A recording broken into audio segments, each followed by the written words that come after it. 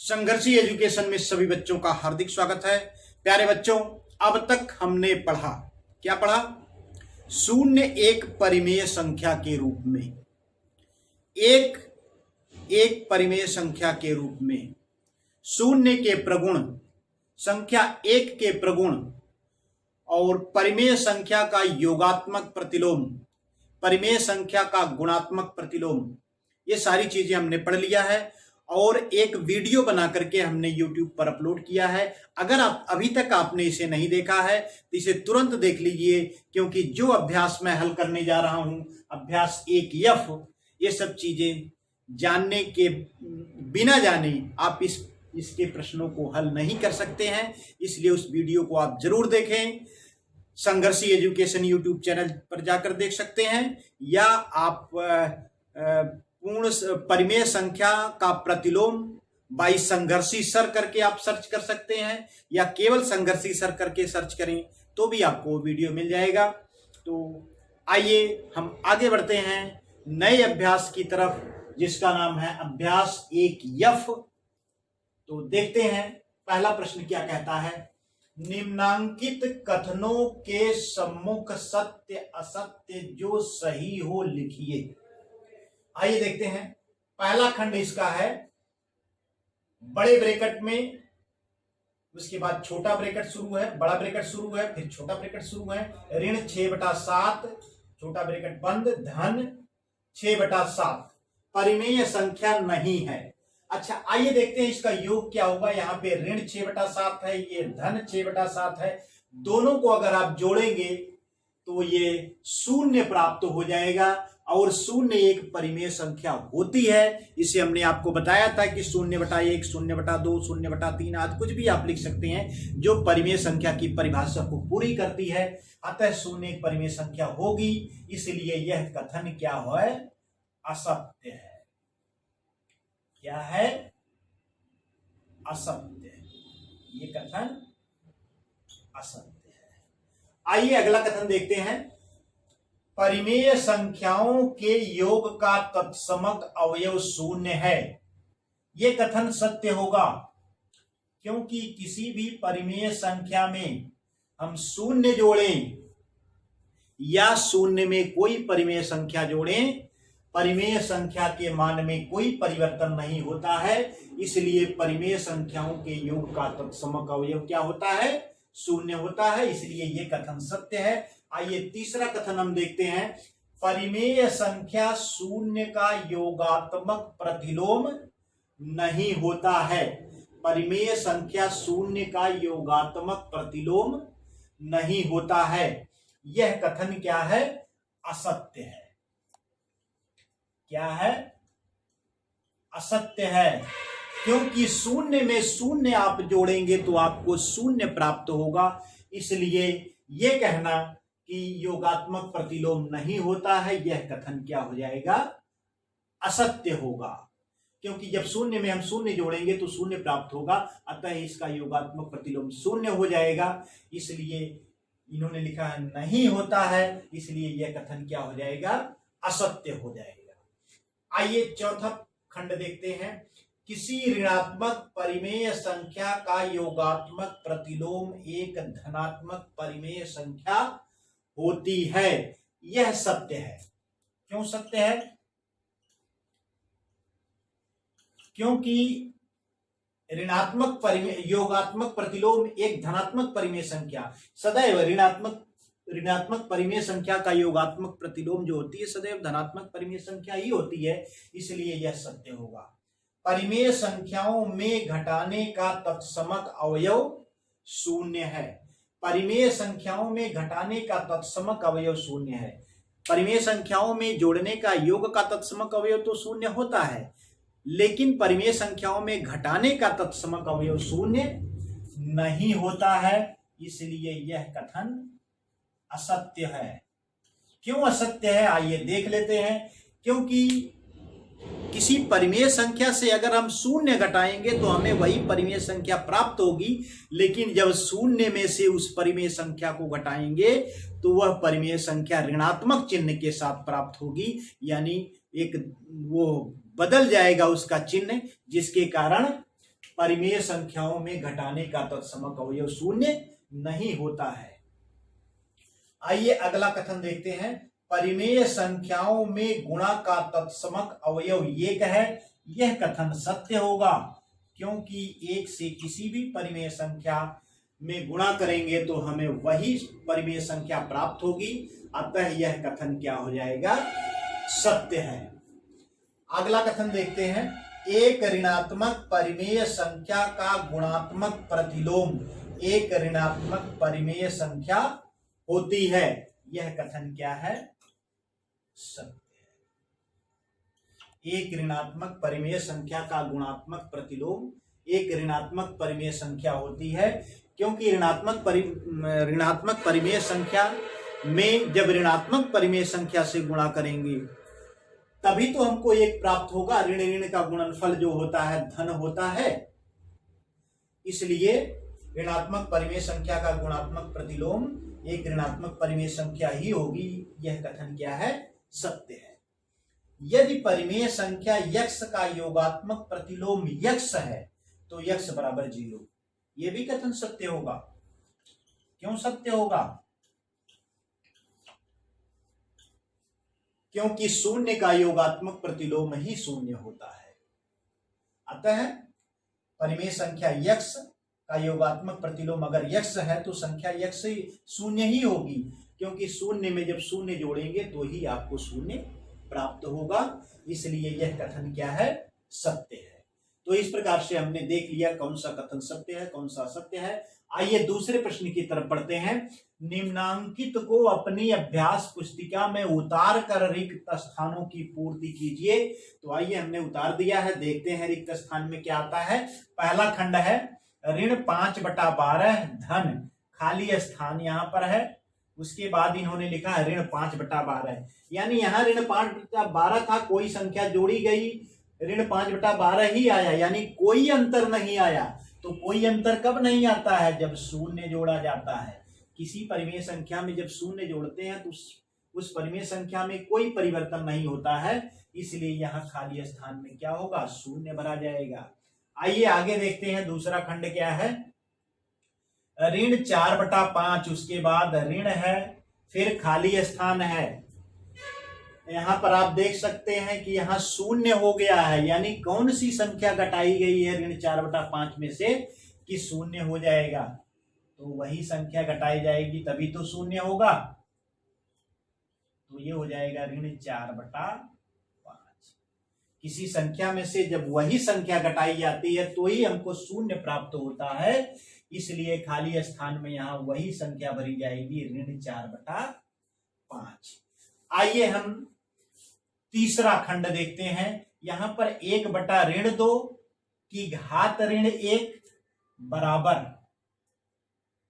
खाली स्थान है। खाली स्थान में क्या भरेंगे? आइए देखते हैं, थोड़ा इसको सरल कर लेते हैं। हमने आपको बताया था कि 1/2 अगर किसी परिमेय संख्या की घात ऋण 1 है तो उस परिमेय संख्या में जो संख्या हर में लिखी गई है वो अंश में चली जाएगी, और जो अंश में लिखी गई है वो हर में चली जाएगी। तो आइए इसको बदल देते हैं, तो यह ऋण 2/1 हो जाएगा, और ऋण 2/1 जो होगा ऋण 2 के बराबर हो जाएगा। अर्थात यहाँ क्या भरा जाएगा? ऋण 2 भरा जाएगा। ठीक, तो आइए चौथे खंड की तरफ हम बढ़ते हैं। चौथा खंड हमारा कहता है ऋण 2/3 गुणे 3/4, उसके बाद घात ऋण 1 है बराबर खाली स्थान है। खाली स्थान में क्या भरेंगे? आइए देखते हैं।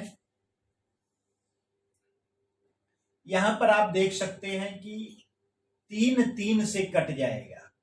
ऋण 2/3 गुणे 3/4 की घात -1 है। तो यहां पर 3 से 3 को आप काट दीजिए, और 2 का पहाड़ा आप 4 में पढ़ लीजिए। 2 × 1 = 2 और 2 × 2 = 4।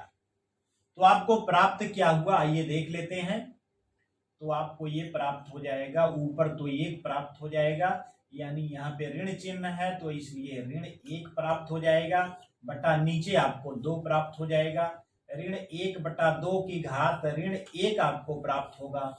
क्योंकि इसकी घात -1 है, इसलिए जो अंश जो हर में है वो अंश में चली जाएगी और जो अंश में संख्या है वो हर में चली जाएगी। अर्थात ये हो जाएगा -2/1 और -2/1 जो होता है -2 के बराबर होता है। इसलिए खाली स्थान में आप क्या भरेंगे? -2 ही भरा जाएगा, ये भरा जाएगा। यहाँ पर आपने ये भरा था, यहाँ ये भरा था, सॉरी यहाँ ये भरा गया था और यहाँ पर ये भरा गया। आइए बढ़ते हैं हम तीसरे प्रश्न की तरफ। प्रत्येक स्थिति में यक्ष का मान ज्ञात कीजिए। तो आइए देखते हैं, ये प्रश्न है आपका। यक्ष का मान 2/3 गुणे यक्ष बराबर 1, तो यक्ष बराबर हो जाएगा।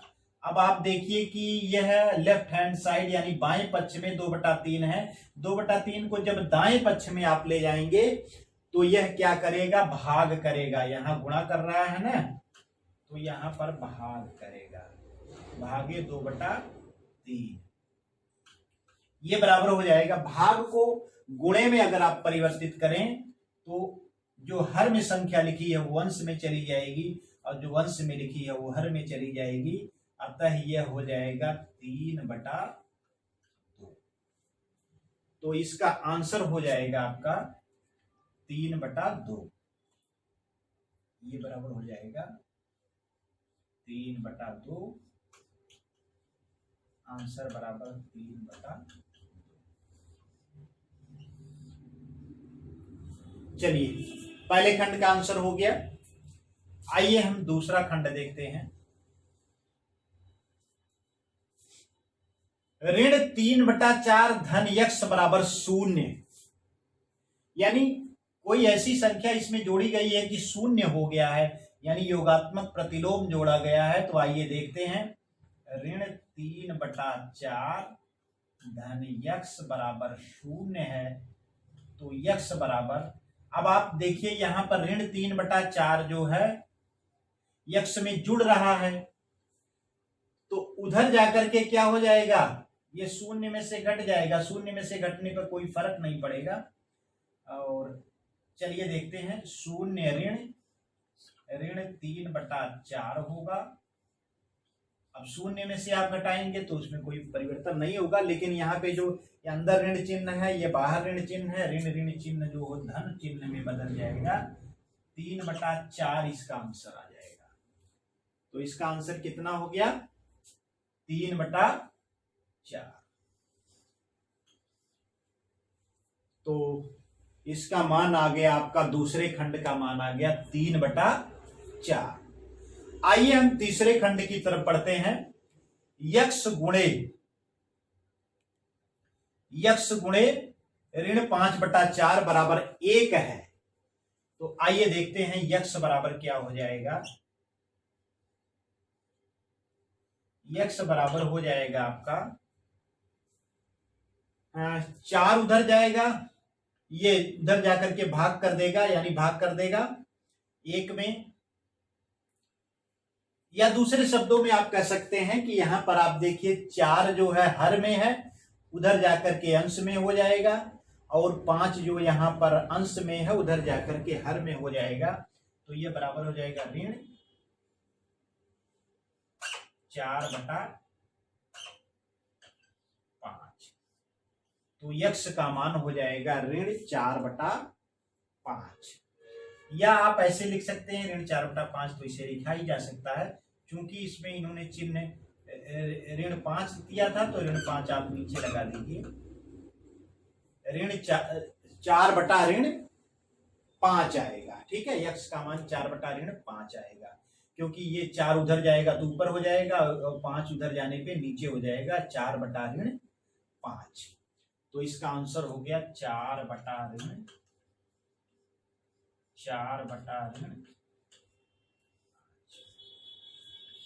आइए अब हम चौथे खंड की तरफ बढ़ते हैं।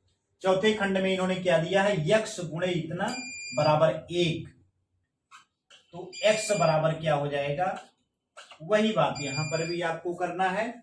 7 जो हो उधर जाके ऊपर हो जाएगा और 6 नीचे हो जाएगा। तो ये हो जाएगा ऋण 7/6, लेकिन ये ऋणात्मक चिन्ह के साथ है, तो ये बराबर हो जाएगा आपका, चूंकि हर में भी ऋण है और अंश में भी ऋण है, तो इसे 7/6 भी आप लिख सकते हैं। यानी आपका आंसर क्या हो जाएगा, ये हो जाएगा आपका यक्स बराबर ऋण 7/6 बराबर 7/6। यही हो गया इसका आंसर। चाहे ऋण 7/6 लिखें, चाहे 7/6 लिखें, दोनों ही लिख सकते हैं आप। ऋण 7/6 भी हो सकता है, 7/6 भी हो सकता है। आइए हम पांचवें खंड की तरफ बढ़ते हैं। पांचवा खंड हमारा कहता है ऋण 5/4 गुणे 4/5। तो आइए इसको सरल कर लेते हैं। 4 से 4 कट जाएगा और 5 से 5 कट जाएगा, और ऋण इधर भी है। ऋण ऋण का गुणनफल जो होता है धन होता है, अर्थात ये धन 1 हो जाएगा बराबर यक्स। अर्थात आंसर क्या हो जाएगा, यक्स बराबर 1। यक्स बराबर कितना हो गया, 1 हो गया। आइए छठे खंड की तरफ हम बढ़ते हैं। तो यहां पर आप देख सकते हैं ऋण 7/6 धन 7/6, अर्थात ये पहला ऋणात्मक है और ये धनात्मक है। दोनों को ही जो संख्या वही है, वही एक ही परिमेय संख्या है, एक ऋण चिन्ह के साथ है, एक धन चिन्ह के साथ है। तो दोनों को जोड़ेंगे तो क्या प्राप्त होगा, आपको 0 प्राप्त होगा। 0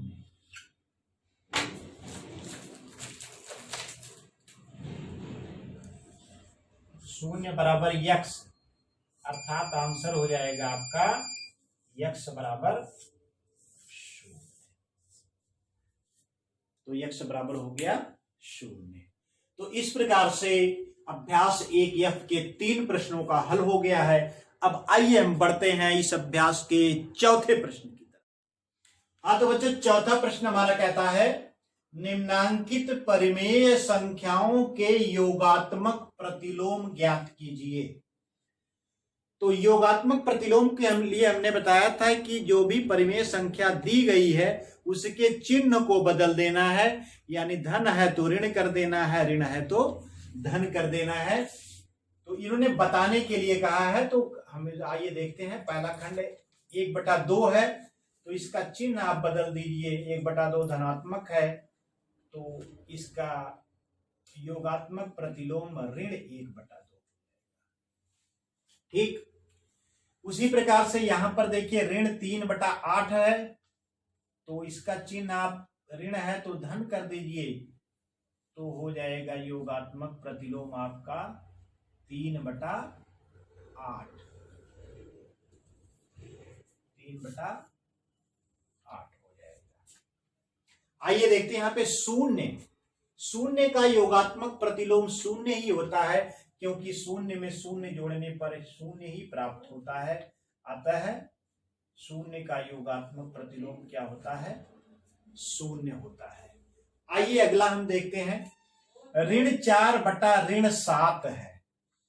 ऋण 4/7 को आप 4/7 भी लिख सकते हैं, क्योंकि यहाँ अंश और ऋण अंश और हर दोनों में ही ऋण है, तो ये धनात्मक हो जाएगा। अब जब ये धनात्मक रूप में आ गई 4/7, तो इसका चिन्ह बदलेंगे तो यह ऋणात्मक हो जाएगा, अर्थात इसका योगात्मक प्रतिलोम क्या हो जाएगा, ऋण 4/7। तो ये हो गया हमारा चौथा प्रश्न। आइए हम पांचवें प्रश्न की तरफ बढ़ते हैं। पांचवा प्रश्न क्या है, निम्नांकित परिमेय संख्याओं के गुणात्मक प्रतिलोम ज्ञात करें। गुणात्मक प्रतिलोम के लिए आपको क्या करना है कि जो परिमेय संख्या में जो हर में है उसको आप अंश में कर दीजिए, जो अंश में है उसको हर में कर दीजिए, अर्थात हम इसको पलट देते हैं तो हमको गुणात्मक प्रतिलोम प्राप्त हो जाता है। पहला खंड है 8/13। 8/13 का गुणात्मक प्रतिलोम क्या हो जाएगा, 13 को आप अंश में लिख दीजिए, यानी 13 ऊपर चला जाएगा और 8 क्या हो जाएगा, नीचे चला जाएगा। गुणात्मक प्रतिलोम ज्ञात करने का यही तरीका है कि जो अंश में है उसको हर में कर दीजिए, जो हर में संख्या लिखी है उसको अंश में लिख दीजिए। आइए दूसरे का देखते हैं। ऋण 6/19, तो इसका गुणात्मक प्रतिलोम हो जाएगा 19/6, 19/6। इसको ऋण 19/6 भी आप लिख सकते हैं। आइए अगला देखते हैं। इसका गुणात्मक प्रतिलोम क्या हो जाएगा? 17/16, तो ऋण 16 को ऊपर कर दीजिए, 17 को नीचे कर दीजिए, ऋण 16/17। ये हो गया इसका गुणात्मक प्रतिलोम। इसे 16/17 भी आप लिख सकते हैं। और चौथे में आप आइए, यहां पर ऋण 9 है, ऋण 9 को आप ऋण 9/1 भी लिख सकते हैं। अब इसका हर एक हो गया, तो 1 को आप ऊपर कर दीजिए, 9 को नीचे कर दीजिए, तो इसका गुणात्मक प्रतिलोम हो जाएगा 1/9। ये हो गया इसका 1/9 गुणात्मक प्रतिलोम हो गया। इसको ऋण 1/9 भी आप लिख सकते हैं। आइए अगला देखते हैं। 17 है, 17 को आप 17/1 भी लिख सकते हैं। अब इसका हर एक हो गया, तो गुणात्मक प्रतिलोम लिखने के लिए आप क्या करेंगे? 1 को ऊपर कर देंगे और 17 को क्या करेंगे? नीचे कर देंगे। तो ये हो गया 1/17 इसका गुणात्मक प्रतिलोम। अब आइए आगे बढ़ते हैं छठे प्रश्न की तरफ। छठवां प्रश्न हमारा है 2/5 और 9/4। पहले तो आप इसका गुणा कर लीजिए, देखिए कितना आता है। 9 दूना 18 बटा 5 चौको 20, 18/20 आ गया। तो 18/20 का गुणात्मक प्रतिलोम आप निकालेंगे तो क्या हो जाएगा? गुणात्मक प्रतिलोम बराबर ये हो जाएगा, हर में 20 है तो 20 ऊपर चला जाएगा, अंश में 18 है तो 18 नीचे चला आएगा। तो आंसर हो गया आपका। और इसको थोड़ा सरल कर लीजिए आप। 20/18 को आप 2 से काट दीजिए तो 2 दहम 20, 10 बार जाएगा और 2 9 18, अर्थात 10/9 हो गया। तो इसका आंसर हो गया बराबर 10/9। तो इसका गुणात्मक प्रतिलोम हो गया 10/9। आइए अब हम छठे प्रश्न को देखते हैं। छठे प्रश्न में इन्होंने लिखा है सरल कीजिए। ऋण 32 गुणे 5/14 गुणे ऋण 3/20 गुणे 0 गुणे ऋण 13/5। आप यहां देख सकते हैं कि 1 2 3 4 5 परिमेय संख्याएं हैं और पांचों को गुणा के रूप में लिखा गया है और इसमें एक परिमेय संख्या 0 है। हमने आपको बताया था कि किसी भी परिमेय संख्या में अगर 0 से गुणा किया जाता है, ये 0 के प्रगुण में हमने पिछले वीडियो में आपको बताया था, इसे आप देख सकते हैं। किसी भी परिमेय संख्या में 0 से गुणा करने पर वह 0 हो जाती है। तो यहां पर इसका आंसर तो हो जाएगा 0, चाहे जितनी संख्याएं हैं सब गुणा करके लिखी गई हैं, 0 भी इसमें गुणा किया गया है, अतः इसका पूरा आंसर 0 हो जाएगा। लेकिन इन्होंने लिखा है सरल कीजिए। तो आइए कुछ स्टेप हम लेते हैं सरल करने के लिए। तो ऋण 32 गुणे 5/14